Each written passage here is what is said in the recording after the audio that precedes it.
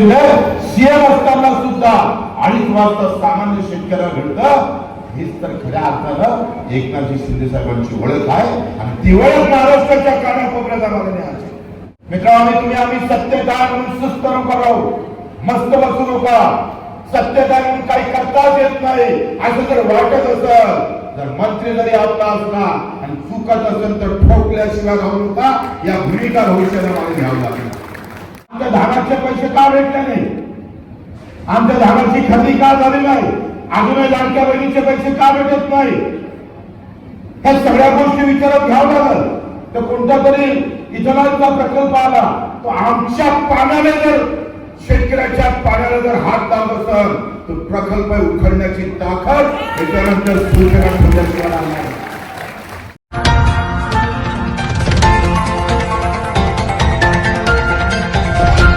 आज देवरी में शिवसेना सिंदेगढ़ का मेड़ावा कार्यक्रम यहाँ के पूर्व विधायक सहसराम कोरटे के द्वारा रखा गया, उसी ग्राउंड पर आपको दिखाने जा रहा हूँ। और आप देख रहे हो शुरुआत वीडियो में आपके साथ आप देख सकते हैं ये देवरी में जो है आज शिवसेना कार्यकर्ता भव्य कार्यक्रम को आयोजित किया गया था। यहाँ पे जो है और उन्होंने एक वक्तव्य किया कि जब तक किसानों की समस्या दूर नहीं होंगी, किसानों की मांगे है जो पूरी नहीं होंगी, तो जो 1 जुलाई को भव्य देवरी में आंदोलन। अपने ही मित्र पक्ष पे पलटवार किया गया है। मतलब कि उनका कहना है कि सरकार में है पर जो किसान गरजू गरीब के ऊपर अन्याय होंगे तो हम सहन नहीं करेंगे, ऐसा उन्होंने वक्तव्य करने से काफी जिले में खलबली मची है। उसकी ग्राउंड पर आपको दिखाने जा रहा हूँ। उन्होंने क्या क्या वक्तव्य किया वो पूरा दिखाने का प्रयास जरूर करूंगा। खऱ्या अर्थानं या ठिकाणी शेतकऱ्याचे प्रश्न, बेरोजगारांचे प्रश्न, गोरगरिबांचे प्रश्न, अनेक प्रश्नावर वाचा फुटणारा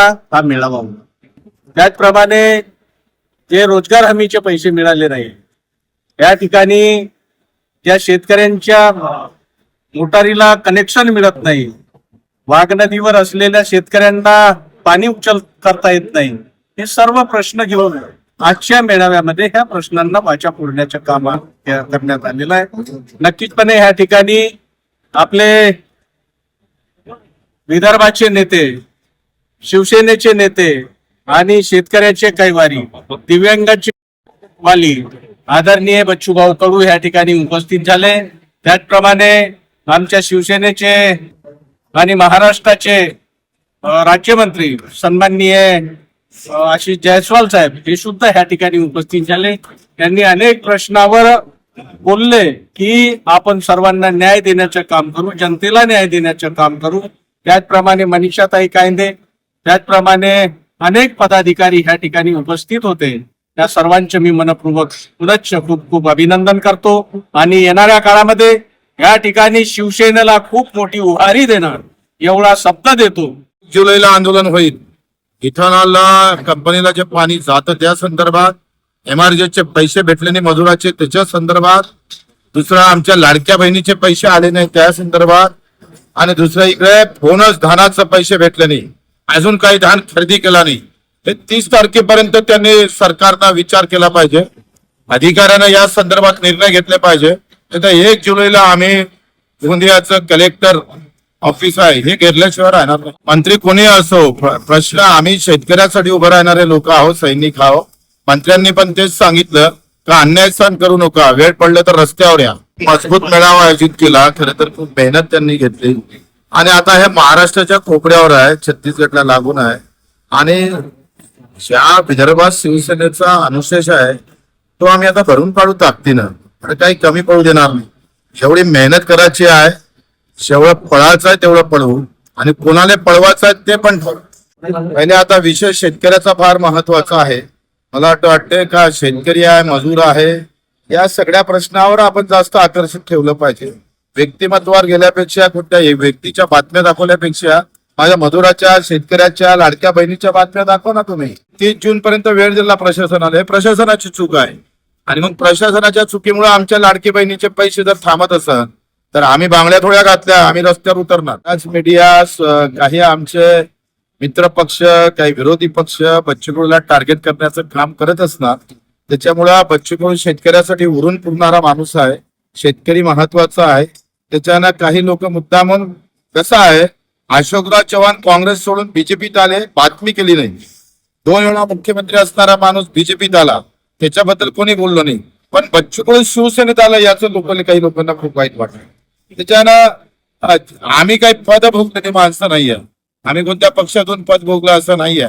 2 वेळा मुख्यमंत्री असणारा माणूस बीजेपीत जातं, त्याच्या बातम्याने त्याच्याबद्दल वाईट बोलत नाही. पण बच्चू कडूवर टार्गेट करायचं, चौफेर टार्गेट करण्याचं काम, कारण तो सामान्य माणसाचा आवाज उठवतो. आम्ही आंदोलन केलं नसतं तर आज कर्जमाफी तुम्ही जे काही आहे ते पदरात पडले नसते. त्या सगळ्या संदर्भात उद्या 10 वाजता आम्ही सविस्तर बोलणार आहोत. उद्या 10 वाजता आम्ही प्रेस घेणार आहोत अमरावती जिल्हा मध्यवर्ती बँकेमध्ये.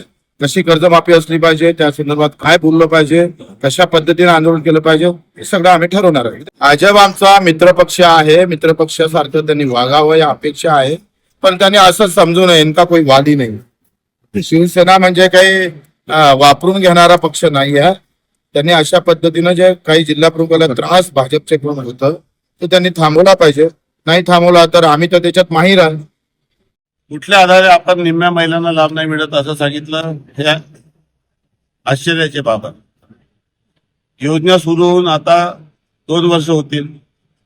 मागच्या 2 वर्षामध्ये एकही पात्र महिला लाभार्थी वंचित राहू नये आणि एकही चुकीचा लाभ लाभार्थी आमची भावना आहे. 2.5 लाख उत्पन्न, गाडी नसलेले हे सर्व अफिडेव्हिट आम्ही पत्र घेतले होते. लाभार्थ्यांना त्रास होऊ नये म्हणून सोपी कार्यपद्धती मी स्वतः पुढाकार घेऊन त्या योजनेमधल्या ज्या अटी जाचक होत्या त्या सर्व रिलॅक्स केल्या. त्याचा गैरफायदा घेऊन काय त्यांनी लाभ घेतला, काही माणसांनी लाभ घेण्याचा प्रयत्न केला, काही गव्हर्नमेंटच्या सर्वांनी लाभ घेतला. त्या सर्व लोकांचं नाव कमी करायला पाहिजे. आणि जे चुकीचे लाभार्थी आहे ते ई-केवायसी मुळे वगळल्या जातील. ई-केवायसी साठी आपण मुदत वाढवून दिली आणि सुमारे 90% पेक्षा जास्त लोकांनी ई-केवायसी केलेली आहे. आता जे लोक ई-केवायसी त्यांनी केले नाही त्यांच्यासाठी आपण परत मुदत वाढवून दिली. त्या मुदतीत त्यांनी ई-केवायसी केली नाही म्हणून गरीब पात्र लाभार्थी याला लाभ द्यावा, अपात्र लाभार्थ्याला कमी करावा. तरी चुकीच्या लाभार्थीने लाभ घेतल्यामुळे खरा लाभार्थी याला वेदना होतात आणि म्हणून या योजनेमध्ये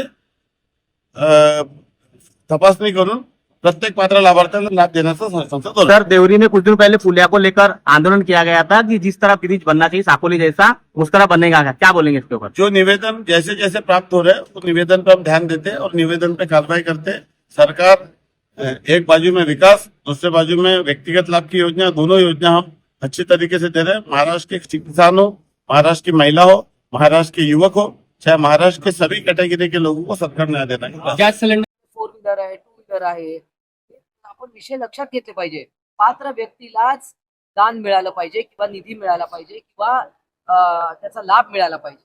जो अपात्र आहे तर तो दुसऱ्या पात्र व्यक्तीवर अन्याय होतो.